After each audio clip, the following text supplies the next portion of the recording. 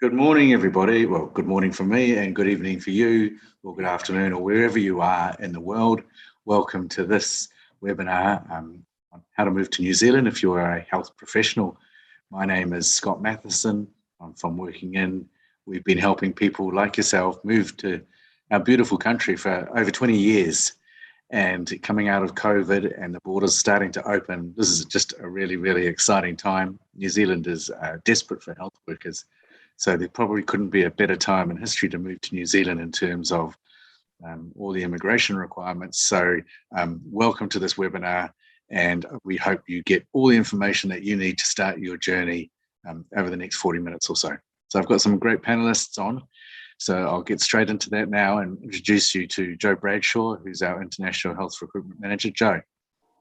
Good morning, everybody. Yes, I do the recruitment for health professionals, and obviously, particularly this morning, we are talking to nurses and midwives. So the webinar is tailored towards those people, so we can really help you get started and continue with your journey. So just a quick note about me. I moved to New Zealand 21 years ago, so I'm not sure if you can still hear a little bit of a British accent in there, but most people tell me it's gone. I think I'm due a visit back to the UK to get that back. Yeah, love living in New Zealand and been helping to bring skills into New Zealand for about 15 years now. And so, yeah, I'm here to help all the way. Thanks so much. Thanks, Joe. Thank you. And yeah, it's great to have people who have already done this journey talking today. Our next panelist is Hamneet. Now, the thing about Working In is that we help with employment, but we also help with immigration. We're one of the largest immigration consultancy businesses in New Zealand. Not so big that we're impersonal, because in New Zealand, big doesn't mean that big. But we've got 16 licensed immigration advisors, and Hamneet is one of them. So Hamneet, if you could introduce yourself. Thank you, Scott. Hi, everyone. Welcome to this webinar today. My name is Hamneet, and I am a migrant myself.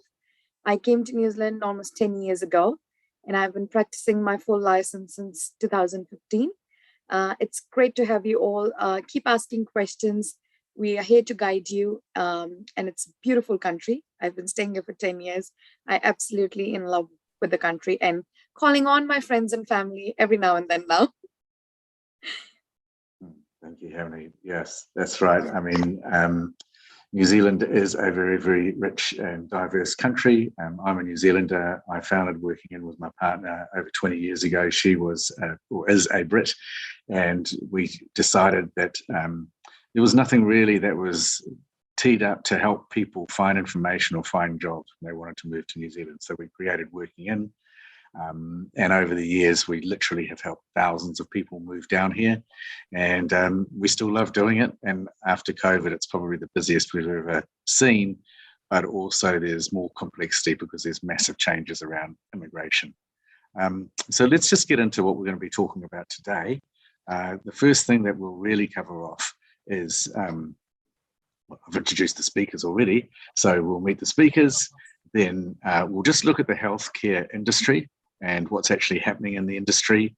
We will look at the job market, the population, and what preparation you need to do, the visa assistance, and that's where Hamneet will be able to help you. And then the registration, a really, really important part of the process that Joe will talk to you about in depth. And this is I guess the thing about being a nurse or a midwife is that you do need to get registration done. So it does make the process a little bit longer. And one of the things that we'll be really imploring you to do today is to start now, because for all of you, the process is a little bit longer than for most because of that registration. And then Joe will talk about the job assistance and how she's helping people find jobs on a daily basis. And then, you know, the next steps, what do we do next? So I guess to start off, you know, with you, Joe, you know, what is the healthcare industry in New Zealand looking like now? Well, it's kind of opportunities galore, to be honest, in the health industry. There's 20 district health boards in New Zealand, which the DHBs are kind of like the NHS, basically National Health Service equivalent. So that's the public system, and they cover the whole of New Zealand, the 20 district health boards, and they are all needing skills. And you know, I'm in touch with them all regularly. And so we're looking at for nurses with across the board, basically. So whether you're a surgical nurse, an ICU nurse, a pediatric nurse, emergency nurse, you sort of get the picture. If you are skilled, then and experienced, we want to talk to you. Also, with respect to midwives, we are looking for core rotational midwives in New Zealand. Those are midwives that work in the hospital. And, you know, most people everybody that I talk to that's made the move to New Zealand, I get amazing feedback in terms of the environment, the working environment. You know, it's considered a quality environment to work in. It's a very diverse workforce. Something like 52% of the workforce are overseas trained. And I think in the nursing workforce alone, I think that's about 27%. And so the health industry is very, very welcoming to overseas trained workers. And we're very interested in talking to you. Okay, well, that's a good summary, Jo. But you know, what is I put up a slide here before, and I'm just going to re-put that up. We talked about the diverse workforce and the high standard of care and the quality of the environment. I mean, why should people be moving to New Zealand? Yeah. Why? Well, as well as the obvious why in terms of the beautiful country that we have, and you know, the access that we have to just amazing resources. You know, you can live a very different life in New Zealand. I think it's very hard to kind of understand that until you're here. But you know, personally, I can be going off ocean swimming 1 minute, go on a hike the next, and then go and eat at a top restaurant. There's not many places in the world that you can do that very easily. So I guess that's the first thing. So it's very appealing. You know, whatever your age, I moved over here in my late 20s, and you know, there was lots of things to explore, lots of adventure. Lots of exciting, you know, you've got your bungee jumps and your rafting and things like that. And then, you know, equally for families, I've got a 13-year-old son. It's an amazing place to bring up children. Opportunities are right there, you know, it's safe. And, you know, the lifestyle is very much based around the outdoors. So certainly, you know, something for everybody in that respect.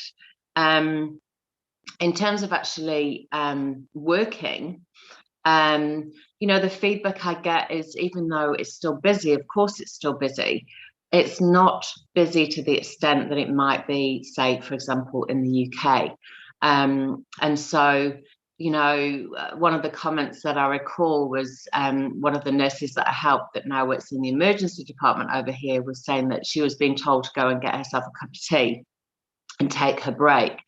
And, you know, she was astounded by that mentality because, you know, she could, in the UK, would have worked a 16-hour shift without having a break. And so it's those small things as well that people are finding, you know, make a big difference. The other thing I'd just add here quickly, Scott, if I've got the time, is, you know, whether you're looking for a big hospital in a city, whether you're looking for a smaller hospital in a rural setting or kind of somewhere in between, or you want to get into the private healthcare system, there's something for everybody here, and we've got contacts throughout. So we can really help to match those skills that you've got with the opportunities. So, why are skilled nurses and midwives in demand? I mean, I'm putting up another screen here for you, Jo. Yes. Just to give you that something to talk to here. Yeah, look, as we know, that's a very good question, and you know, it's obviously a global issue, and New Zealand is in the same situation. You know, we've got massive, well, we say massive population growth. We have got big population growth in New Zealand, relatively speaking. You know, the population is just over 5 million in New Zealand, but it's anticipated to grow to about 6 million by 2030. So relatively speaking, you know, that is a big growth for New Zealand. We've of course got the aging population as well, which is also a global issue. So we share that with the rest of the world as well. And so, you know, we need more nurses in the workforce, and midwives, obviously. And even though, you know, we are training our own, the growth is such that we need to bring in those skills from overseas. You know, you'll find there's lots of new hospitals being built, hospital upgrades, hospital expansions.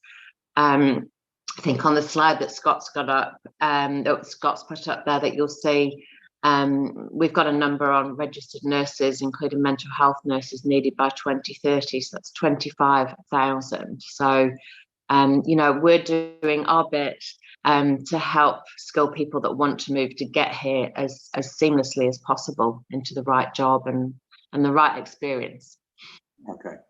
So look, on that note, I think what I'll do is I'll just jump over to Hamneet, because we don't want to make too much of a big deal of this, because the time is moving on for this particular opportunity. But one of the opportunities that presented itself for healthcare workers was the critical health worker visa. It only lasts until July 31st. So for most of you, the timelines will be quite tight, almost impossible to meet because of registration. But I think it's worth talking about Hamneet anyway, especially for people who are already in the registration process or have got registration. So can you please just talk about the critical health worker and what that opportunity means? Yeah, okay. For everyone whose registration is in process, I think it will be more easier and applicable into your scenario, because as Scott said, that this is only valid till July. So when borders got closed, immigration or New Zealand government introduced this border exemption request, which was divided into two categories. One was other critical worker and one was critical health worker. So anyone who's got an offer from New Zealand employer as a critical health worker, may it be nurses, midwives, you know, lab technicians, scientists, laboratory scientists, they can come to New Zealand under this category as a critical health worker. This visa is granted for 12 months. It is named as critical purpose visitor visa, but don't get confused with the visitor visa term. The primary applicant, which has got the offer, will have the work rights. And you can obviously include your immediate family, which is your kids and your wife or partner in the request. Now, when you come to New Zealand as a critical health worker, there was this another additional category for residents to secure New Zealand residents, which was introduced by immigration, which we call as One-Off Residence Program 2021. So anyone coming here on a critical purpose visa as a critical health worker, the moment they enter New Zealand, they become eligible to apply for the Residence Visa 2021 program. There's a catch to it, and there's a deadline to it, that it's only valid till 31st of July. So you have to enter on a critical purpose visa, and then you can apply for this residence program. Obviously, provided that you have a valid offer and that you have a valid visa. This is one of the pathway to sort residence, and kind of a way for New Zealand government to show pathway for the critical health workers who are coming all the way to New Zealand, help country to go, help in this critical times, and giving them a pathway to sort their residence and making New Zealand their permanent home. And in the last 2 years, since the borders were closed, I can't even count on numbers that we have submitted so many, either it's critical health or it's other critical worker. We have submitted so many border exemptions, and we have helped so many families all across from UK, South Africa, Dubai, India, Sri Lanka.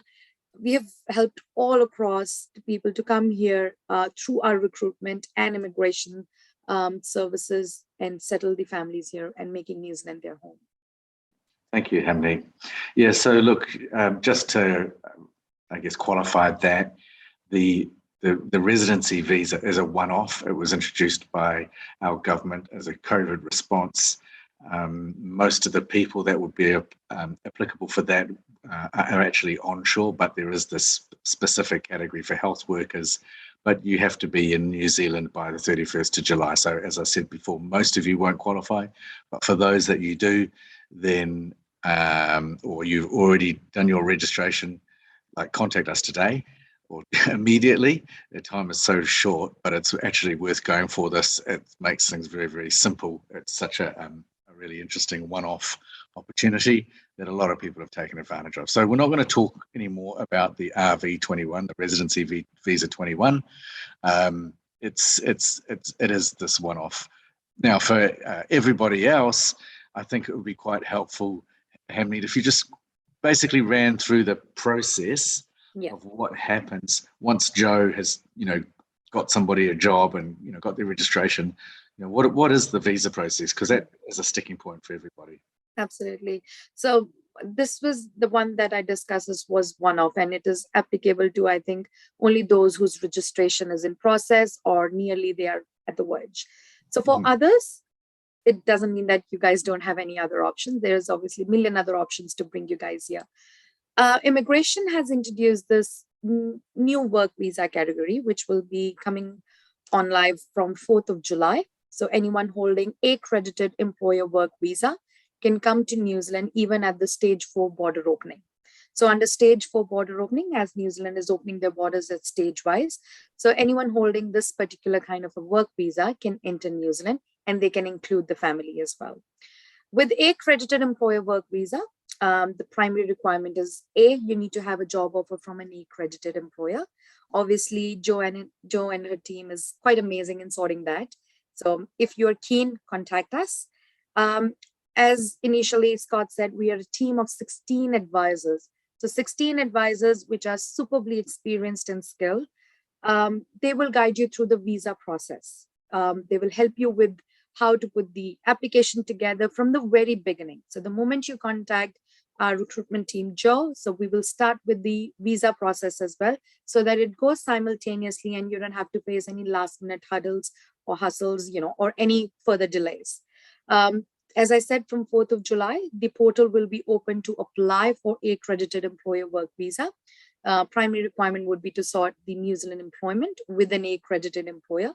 And obviously, we will guide you through the process on applying for work visa, including your family or kids who you want to, because that process does take time to collate all the information for the family. And the expected timeframes that I would like to put it out here is, since the portal will be introduced on 4th of July, we are hoping that within a month or so, immigration will start processing and, getting all the decisions and outcomes out. So it will be fairly a good process to start if you are keen to migrate to New Zealand now. Okay. So just to clarify again, what you just said is that we are in the middle of a change, everybody, and this is we're trying to keep this simple, but we are actually also in the middle of this, probably the biggest changes in immigration in over 30 years, and a complete revamp of our entire skilled migration system. And so we keep on talking about July the 4th, and July the 4th is the date that this gets implemented. So for most of you who are on this call, by the time you get your registration and talk to Joe and get a job offer, and the job offer is what's critical to start the work visa process, then the timeline will be most likely after July 4. Therefore, it's going to be an accredited an accredited employer work visa, which is the new type of work visa. And from there will be a bit of a pathway there is a pathway to residency as well. So I'm just going to put up the screen for you, Hamid. So the first thing that people need to do really is to complete the eligibility assessment, really, just to see if they meet the criteria. Yeah.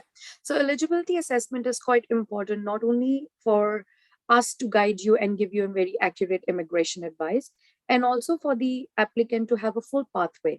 So for a primary applicant, they need to know, okay, what visa they are coming on, what criteria they need to meet, what things that they need to take care.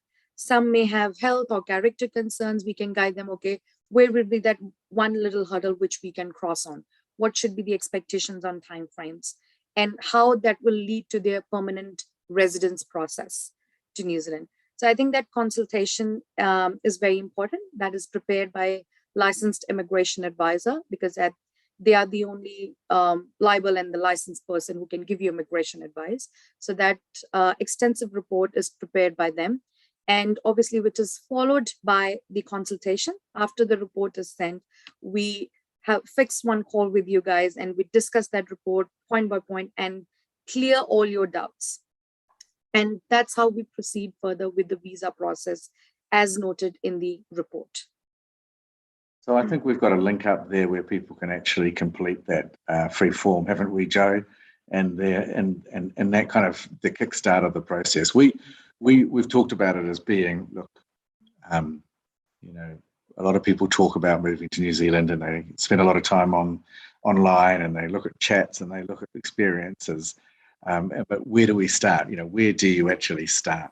And so what we think is that, well, this free form, as simple as it is a starting point, because suddenly you're putting in your details and you're sending it off to one of Hamnet's team licensed immigration advisors, and they're going to come back to you and go, well, look, you know, you do meet criteria or you don't, and if you don't, this is what you need to do. And it kickstarts a bit of a train of thought. So that's why this eligibility assessment is really important. Joe, what happens from there? Because, you know, you receive these forms on a daily basis.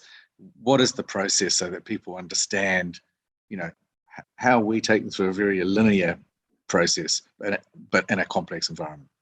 Yes, yeah, exactly. But I'll just say thanks to Hamneet for explaining that, you know, the visa process, and a lot of the reasons why employers love working, New Zealand employers love working with us and are very positive about employing nurses and midwives through us, is that we do help with that visa process, because it takes the stress away from the employer, but also obviously takes the stress, importantly, away from yourself as well, and letting the experts kind of take that on board. So yes, in terms of what I do, so we've got a number of steps. And I think there is a slide here, I'm not sure if everybody can see it, called Help Securing You a Job. And so I think Scott's going to pop that up now, just for you to kind of refer to. And I think I already mentioned previously, you know, that we work with all the DHBs and also other healthcare providers in New Zealand. So what we do have is we have our fingers on the pulse in terms of up-to-date market knowledge. And, you know, it's not just the jobs that are advertised, there's also jobs that we know and we're in touch with, so the workforce planning of the hospitals. And so we know what's kind of coming up in the future. Because as you will understand, if you're offered a job, you can't move to New Zealand in the next 6 weeks. So the opportunity needs to be in a time frame that kind of fits in with your moving time. So that's really important. So what do we do? Okay, so the first thing we do is we do a one-on-one consultation.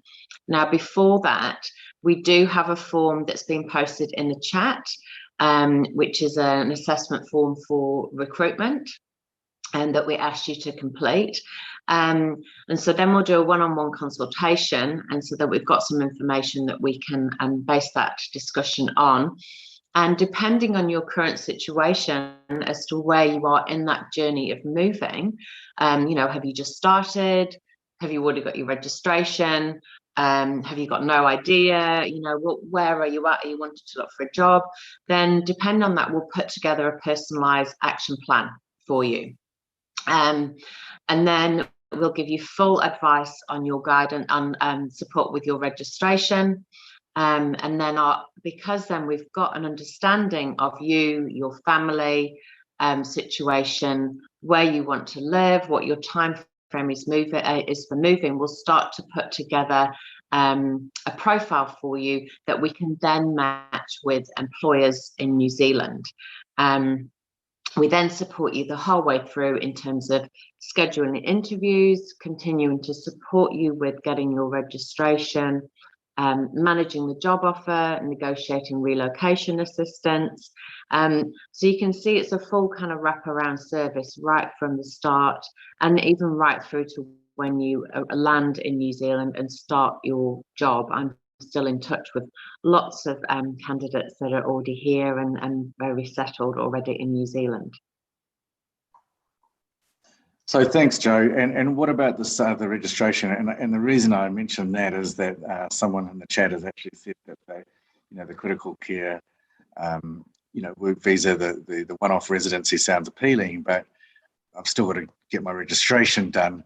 And Yep. registration is the long part. The residence, the visa application is not it can be done concurrently, can't it? We can start that now. So Yeah. Can you just take us through the registration process, please? Absolutely, yeah, of course. The registration process, whether you're a nurse or a midwife, can take 4 to 6 months. And so what I will highlight there is when we talk about the one-off residency policy that is available right now, that's really only going to be applicable for people that are already partway through that process, obviously, because you're not going to have enough time to apply for that that particular visa. However, that's okay. There's still visa policies for you. That's just an opportunity that exists right now. And so don't let that kind of stop you. And I can see some of the questions coming through here. So I think from Helen. So we just recommend to get started on that registration if you haven't already, and we'll work with you on the visa that's relevant at the time. But the things to note here with the registration, because I know that we've got different people from all over the world on the call, is that whether you're a nurse or a midwife, then you do need to hold current registration in the UK, Ireland, Australia, Singapore, the US or Canada to be able to get your registration without doing what's called a CAPS course, a competency assessment program. So there is still a pathway if you don't have a registration in that country, but those that do, and if they've got 2 years experience, then they may be eligible and meet the criteria for registration. So I think, Scott, there's the tables up on the screen. There's seven standards for getting registered. We will talk you through that in detail and guide you on how to do that. We've got our own guide that kind of simplifies the whole process for you. So when we chat, but you feel free to have a read of that right now. But we will chat to you in more detail and advise you specifically on your current circumstances.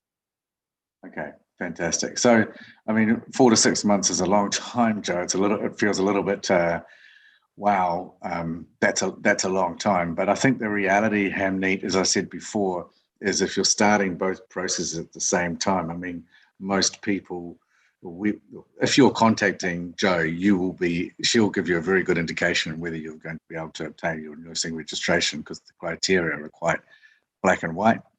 Yeah. So therefore, once you start that application, we would be looking at engaging you to get your visa underway as well, because it's the application for the visa, not the actual application, that doesn't take a long time. It's the gathering of all the information.